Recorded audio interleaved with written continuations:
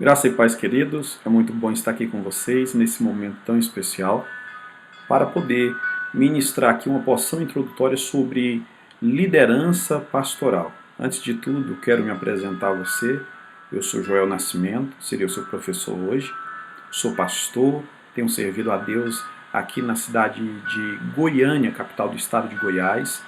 Sou do Ministério de Madureira, Campo de Campinas, pastor na Igreja Assembleia de Deus no setor oeste. Minha formação é administração de empresas e teologia. Também sou pós-graduado em teologia confessional.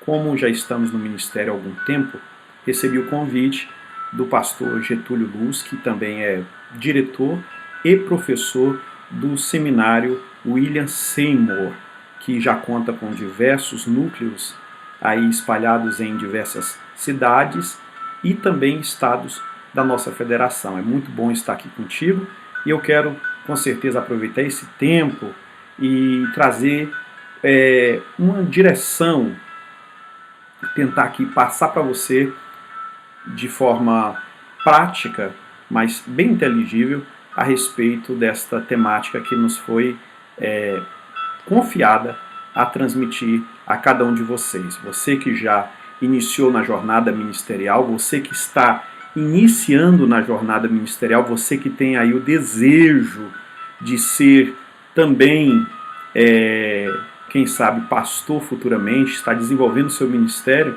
é muito bom ter você aqui. Espero e desejo muito e quero, juntamente contigo, poder aqui transmitir um conteúdo relevante, edificador e que de fato possa proporcionar o seu crescimento. Então vamos lá, a partir de agora vou aqui fazer uma transmissão de tela. Quero te convidar a observar esse conteúdo que vai estar sendo compartilhado com você a partir de agora. Vou entrar para a telinha pequena aqui do seu lado e juntos nós estaremos aqui compartilhando desse momento especial, tá bom? Então vamos lá. Só mais um detalhe e pronto. Liderança pastoral. Essa é uma aula introdutória. A proposta é justamente para o seminário William Seymour e quero convidar você que está iniciando agora o seu estudo teológico ou você que tem essa aspiração pela chamada episcopal, pastoral, ministerial, a entrar comigo nessa percepção que nós faremos a partir de agora, fundamentado nas porções bíblicas e com certeza trazendo aqui uma ministração prática, clara, para o nosso mútuo crescimento e desenvolvimento. Então vamos lá, a primeira porção aqui. Nós vamos falar nesse momento, nesta aula, sobre as bases fundamentais para a liderança pastoral. Nessa porção introdutória eu quero falar sobre a necessidade por liderança qualificada na igreja local. Foi primeiramente evidente quando os apóstolos concluíram que era hora de escolher homens de boa reputação, cheios do Espírito Santo e de sabedoria, está lá em Atos 6:3, para servir às mesas enquanto o ministério pastoral recebia atenção integral. Naquele primeiro instante da igreja primitiva, ali logo nos primeiros capítulos do 1 ao capítulo de número 6, o capítulo de número 2, a igreja é visitada pelo Espírito Santo e recebe ali um desafio de poder propagar e divulgar aquilo que eles haviam recebido de Jesus durante 3 anos. Os apóstolos, com essa incumbência em mente, chegam no capítulo de número 6 com 8.000 almas já que haviam adentrado o corpo de discípulos da igreja. A igreja vai ser chamada de discípulos ali no primeiro tempo. Agora, aqueles que eram discípulos de Cristo são chamados de apóstolos, enviados, missionários. Eles haviam assumido a posição pastoral e também a posição de mestres da igreja primitiva.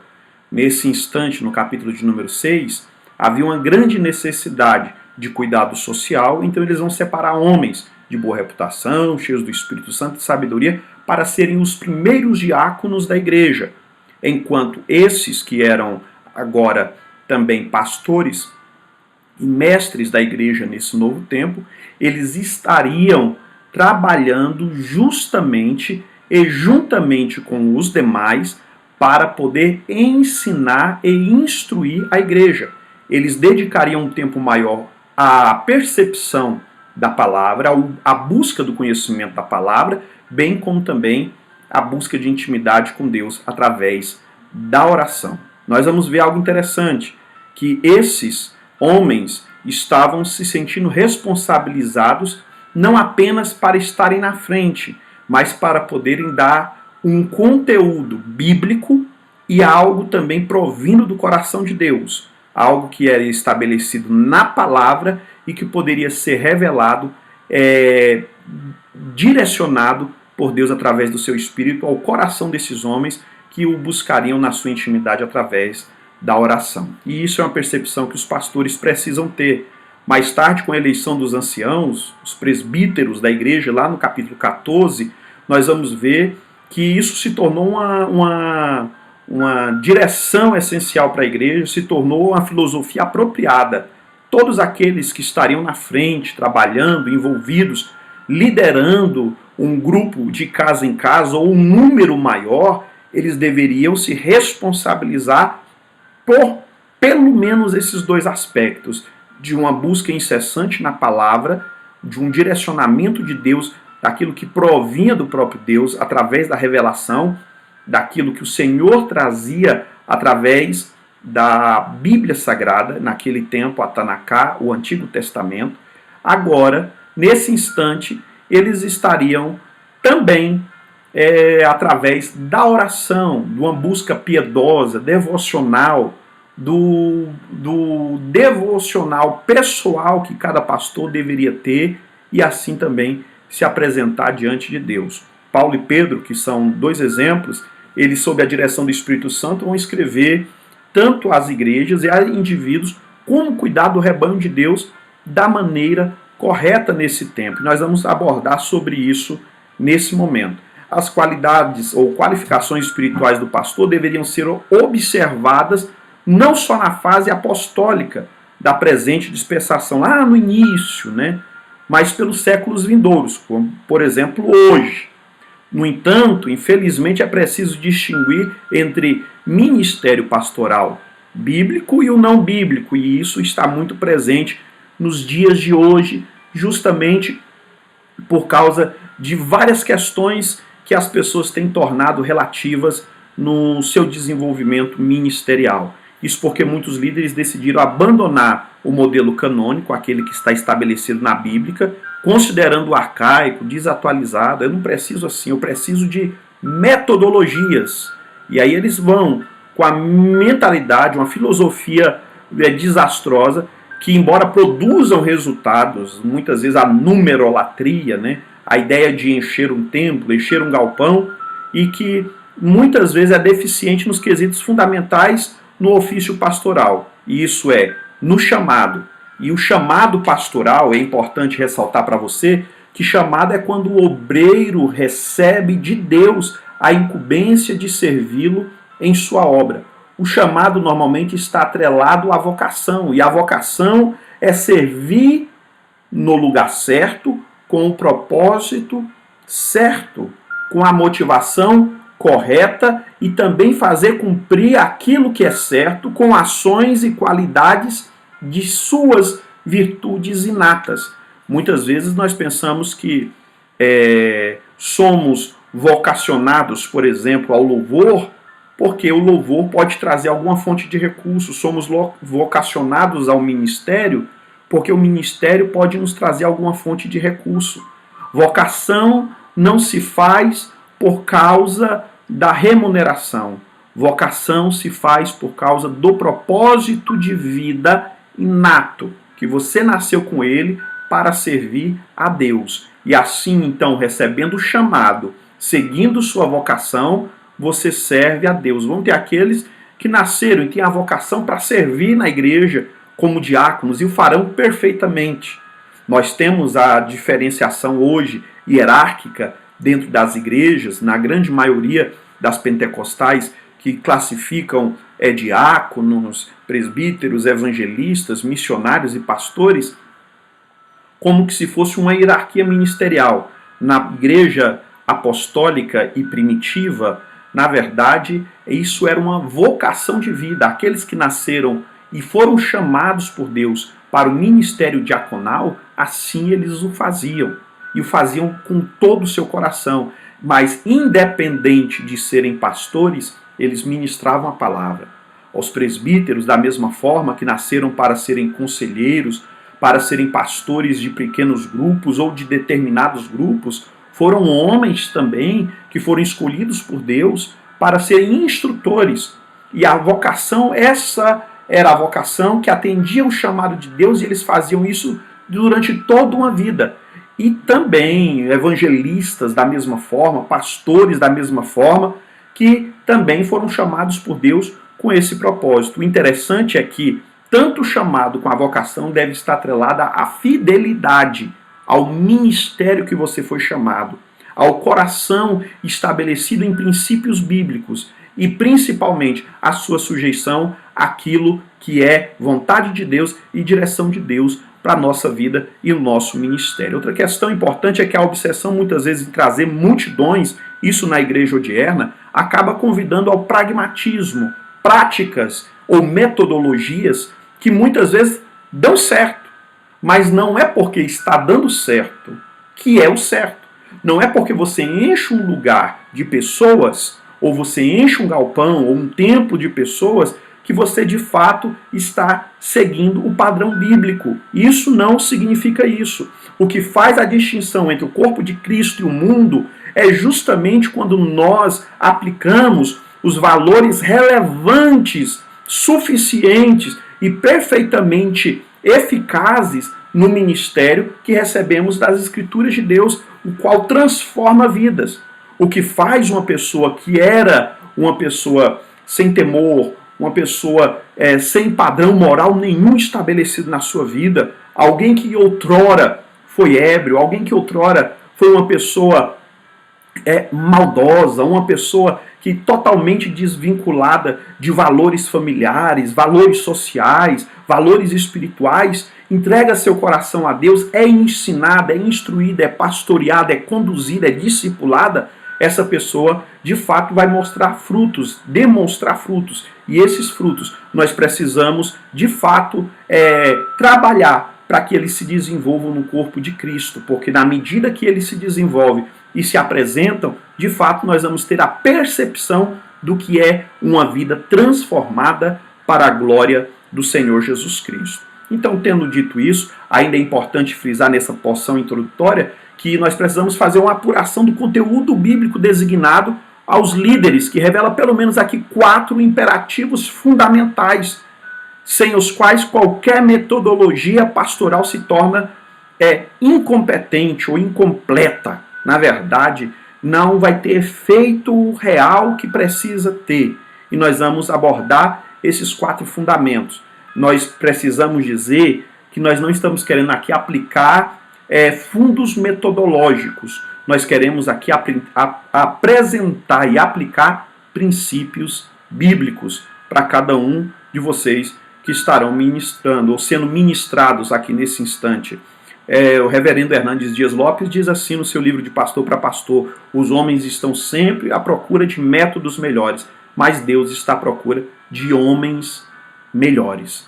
Às vezes nós estamos procurando, fazendo um seminário, ou muitas vezes procuramos cursos, aperfeiçoamentos em algumas matérias, justamente porque nós queremos entender metodologias. Deus deseja que nós sejamos transformados para que, através da direção e da instrução de princípios fundamentais corretos e bíblicos, possamos de fato elencar na vida de cada uma das pessoas que estarão nos ouvindo, sendo instruídas, ensinadas por cada um de nós, possam ser de fato transformadas e aperfeiçoadas como o corpo de Cristo. Dwight Lyman Moody, ele disse assim: o fogo só se acenderá na igreja se vier do púlpito primeiro. Então, antes de falarmos ao povo, precisamos observar quem nós somos. Antes que Deus nos use para multidões, precisamos primeiro ter um contato pessoal com Deus. Antes de trabalharmos para Deus com o povo, precisamos ser trabalhados por Deus para servi-lo com competência, com fidelidade, servindo ao chamado dentro da nossa vocação. Então vamos lá para o conteúdo. O primeiro ponto que eu quero abordar com você nesse instante é fazer discípulos. Isso é muito importante. A preferência por crescimento numérico, se não for avaliada, pode suplantar a fidelidade à missão mais importante da igreja.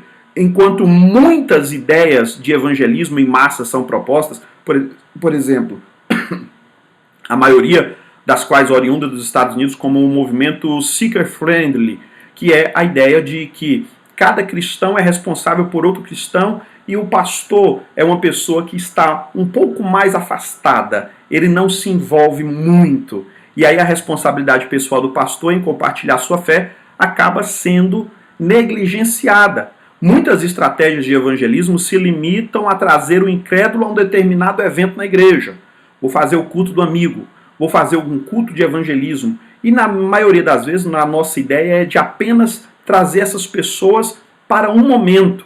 E aí muitas vezes dizemos assim, ganhamos em tal culto tantas almas para Jesus. Só que quando nós lemos a visão de Cristo e a comissão que ele nos deu, lá em Mateus 28, 19 a 20, que ele não nos chamou para ganhar almas, não com essa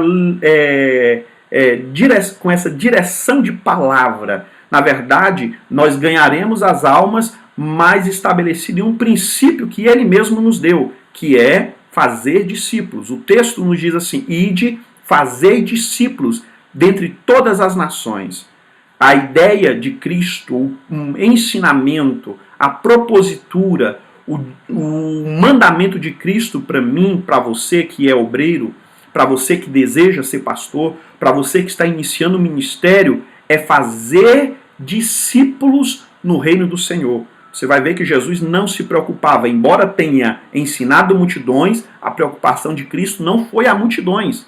A preocupação de Cristo foi em capacitar 12 homens para que esses homens, depois que ele fosse, de fato, operassem segundo a eficácia do seu poder pelo seu Espírito Santo, segundo as instruções e a preparação que ele mesmo deu a esses homens, eles pudessem transmitir aquilo que eles receberam.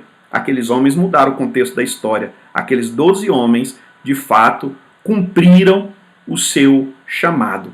Né? Nós vamos aqui seguindo e observando que o verbo principal dessa construção no original grego, ali é fazer discípulos.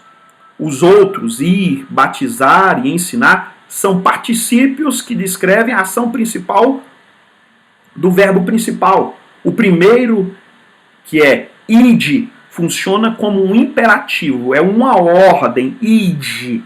Portanto, qualquer estratégia de alcançar a comunidade secular que não enfatiza o ide, não é fiel ao mandamento do próprio Jesus. Consequentemente, o pastor que não exemplifica o evangelismo pessoal falha na sua congregação e com seu Deus. Você que é pastor, você que é obreiro, você que deseja ser pastor, é preciso ter estabelecido na sua consciência que todo trabalho, todo culto, todo propósito, todo projeto que for ser feito para trazer pessoas ao Senhor, não é apenas para um momento, não é apenas para um evento, mas é para levá-los a uma caminhada de aí pelo menos 1 ano, 2 anos, 3 anos como Jesus, numa capacitação para que eles de fato possam tornarem-se discípulos de Cristo na sua vida espiritual. E por onde eles forem, eles tenham essa ideia de discípulo, vem de disciplina.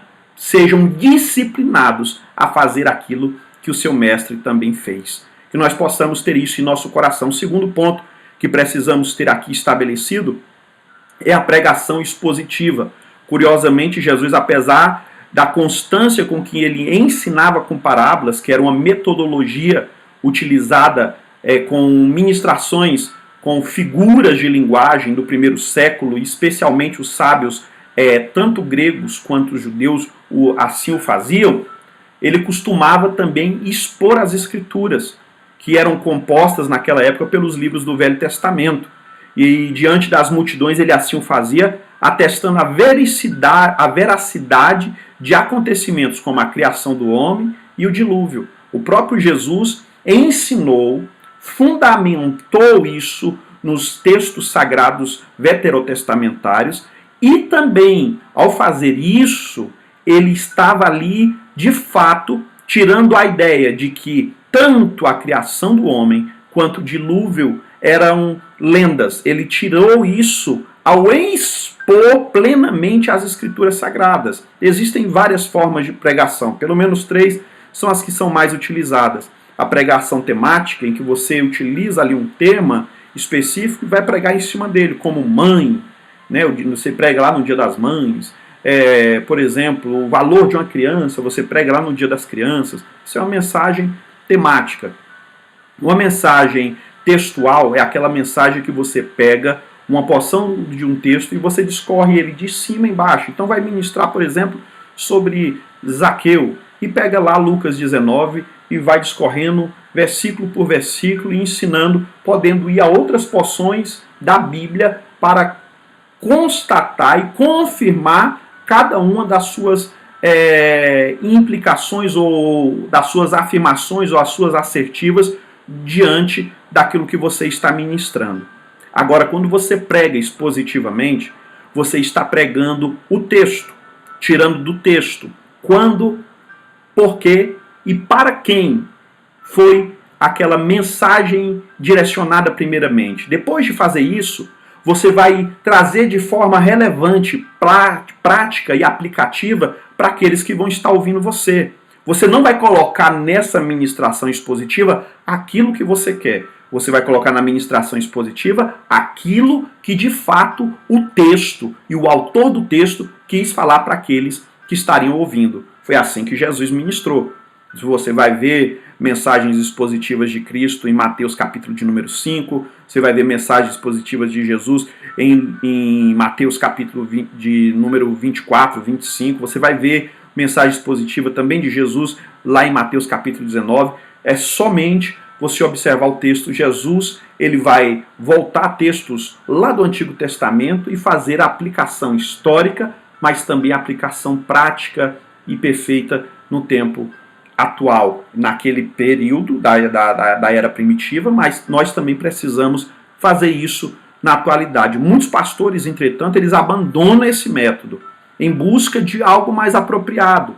As mentes pós-modernas de hoje. O que acontece é que muitos pastores estão procurando meios de substituir a palavra. Alguns colocam em excesso louvores, alguns colocam filmes, outros trazem uma mensagem mais jovial, uma mensagem que faz muito mais a pessoa sorrir, uma mensagem que as pessoas têm se tornado verdadeiros humoristas, e ao invés de serem expositores da palavra de Deus, já dizia Spurgeon que chegaria um tempo em que nós não veríamos mais pastores alimentando rebanhos, mas sim palhaços entretendo bodes. E nós chegamos, de fato, a esse tempo. Não é errado um pastor ser bem-humorado. O errado é o expositor da palavra querer ser humorista. E aí nós desvinculamos, tiramos a centralidade de Cristo, levamos as pessoas a sentirem um momento de alegria ali naquilo engraçado que você disse, mas não a uma profundidade bíblica que de fato gera transformação. Nós precisamos resgatar essa ministração. Paulo, entretanto, não poderia ser mais claro com seu filho na fé, que ele insistiu solenemente a Timóteo que não sucumbisse à tentação de satisfazer as demandas do povo. O jovem pastor deveria pregar a palavra e não dar a sua opinião sobre ela. A pregação expositiva não é perguntando ao pastor o que ele pensa, ou ao pregador o que ele pensa que o texto está falando, mas é uma preocupação, de fato, do expositor da palavra transmitir aquilo que, de fato, o texto está dizendo. E Paulo insistiu com Timóteo justamente ele fazer isso, pregar a palavra a qualquer custo, admoestando, repreendendo e exortando. Isso vai estar lá na segunda epístola de Paulo a Timóteo, no capítulo 4, versos 1 e 2. Também, seguindo e entendendo que precisamos fazer discípulos, precisamos resgatar a pregação expositiva, nós precisamos também, aqui seguidamente, fazer a capacitação dos santos. Todo líder de rebanho, ele deve, além de produzir discípulos, prepará-los para a obra do ministério. Felizmente, Jesus deixou o exemplo de como investir em pessoas. Foi o que ele fez durante aqueles 3 anos que ele esteve na terra. Os 12 discípulos, com a única exceção de Judas, se tornaram líderes da igreja primitiva em parte, porque passaram 3 anos convivendo com o Mestre. E nós precisamos lembrar disso. Pastores, eles devem ser imitadores de Jesus, conforme Paulo diz na sua primeira epístola aos Coríntios, no capítulo 11, verso 1, que nós somos instruídos a treinar o seu rebanho para a sua obra, para a obra do Senhor. Em vez de assumir todas as responsabilidades do ministério, nós precisamos capacitar outros. Já houve quem disse que o bom ministério, ou o ministério de sucesso, é aquele que capacita sucessores. E nós precisamos lembrar também de fazer isso, capacitar pessoas para que deem essa continuidade. Essa é a função pastoral, que requer esforço elevado. Por isso, muitos delegam, colocam pessoas para ensinar no seu lugar, colocam outras pessoas para pastorear em seu lugar, outras pessoas para visitar em seu lugar, mas o pastor, ele muitas vezes não se envolve. O pastor precisa ter cheiro do seu rebanho, e o seu rebanho precisa conhecer o cheiro do seu pastor. Jesus Cristo disse lá em João 10 que ele conhece as suas ovelhas o conhecem. Ele as chama pelo nome e elas conhecem a sua voz. O pastor, ele deve seguir esse mesmo exemplo de Jesus. Ele deve estabelecer uma aproximação de fato verdadeira. Não só uma aproximação física e social, mas uma aproximação com um propósito instrutivo de levar essas pessoas ao crescimento. Quando Paulo escreve aos Efésios, através da sua carta, ele vai falar sobre isso. O próprio Jesus, ele estipulou certos ofícios na igreja. O texto bíblico lá no capítulo de número 4, verso de número 11, vai dizer que ele mesmo deu, Jesus deu, uns para apóstolos, que hoje são os missionários, outros para serem profetas, outros para serem mestres, outros para serem evangelistas e outros para serem pastores. Já tinha um entendimento no primeiro século que os pastores, eles eram, além de pastores, mestres, porque eles tinham a responsabilidade de cuidar, mas também de ensinar. Logo, o ministério de mestre, ele não pode ser terciarizado. O pastor, ele precisa se preparar, ele precisa se capacitar. Parabéns a todos vocês que estão fazendo esse curso, porque é isso que vocês têm procurado.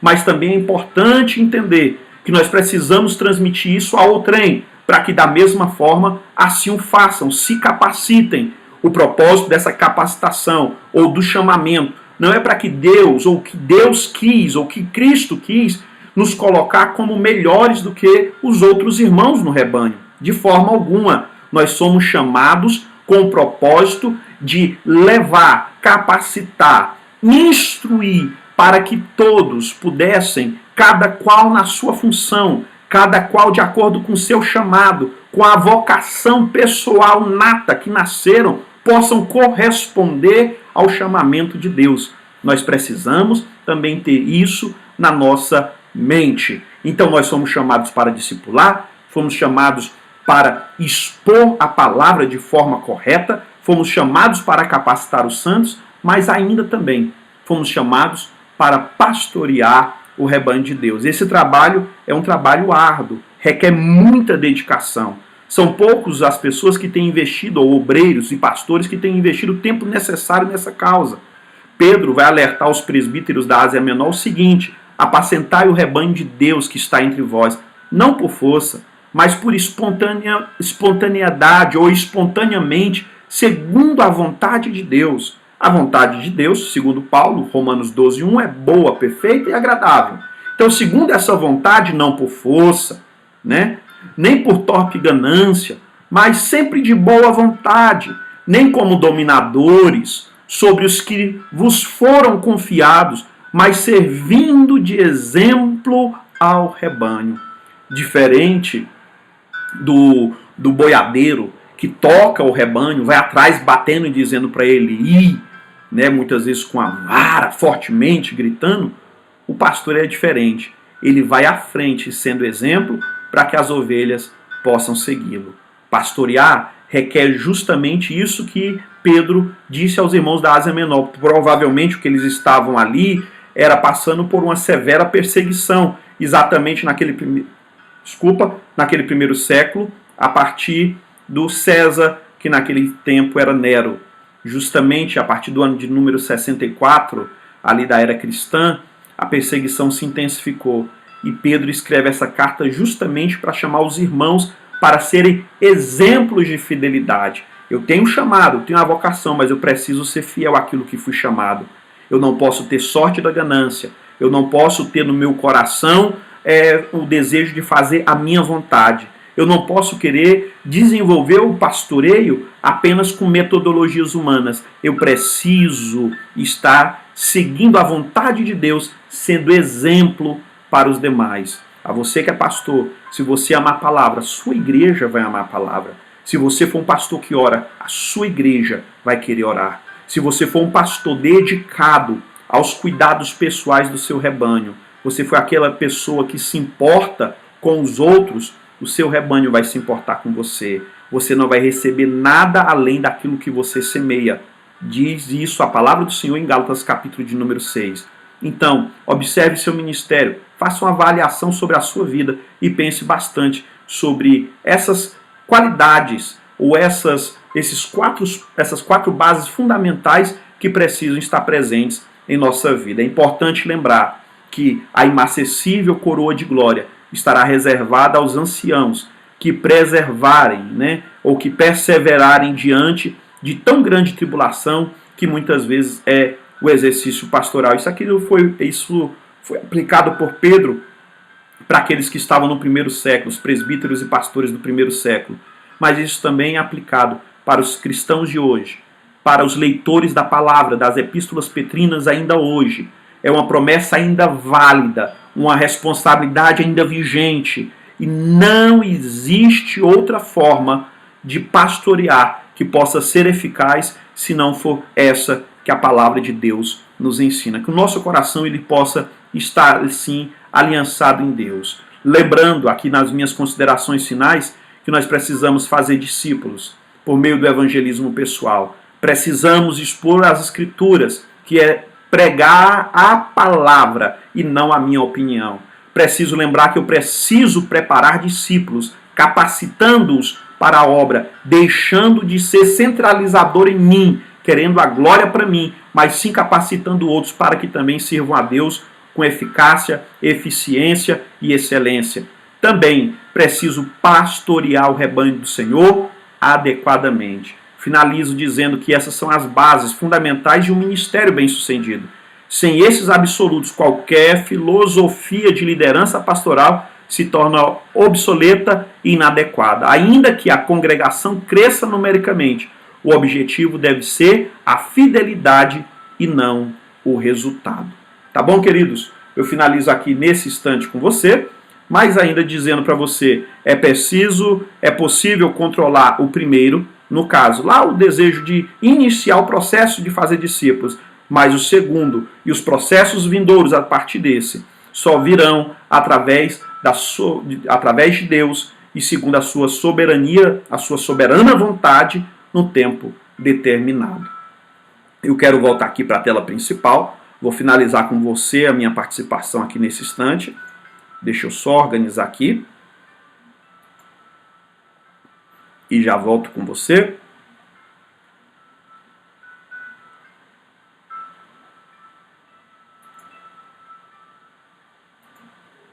O meu desejo é que nesse tempo que nós tivemos juntos, eu possa ter trazido algumas porções especiais que de fato vão gerar crescimento, aperfeiçoamento em seu coração e vida. Deixo aqui algumas referências bibliográficas que precisei para poder preparar essa aula para você. Um livro do pastor Jaime Kemp, Pastores em Perigo, tá bom? Quero indicar para você, essa é a primeira referência. Também Desafios para a Liderança do Primeiro Século, esse aqui do pastor Alan Brizotti. Ainda o livro de Pastor para Pastor do reverendo Hernandes Dias Lopes, tá bom? Aqui mais uma indicação para ti. O livro de Alfred Poyer, o pastor pacificador.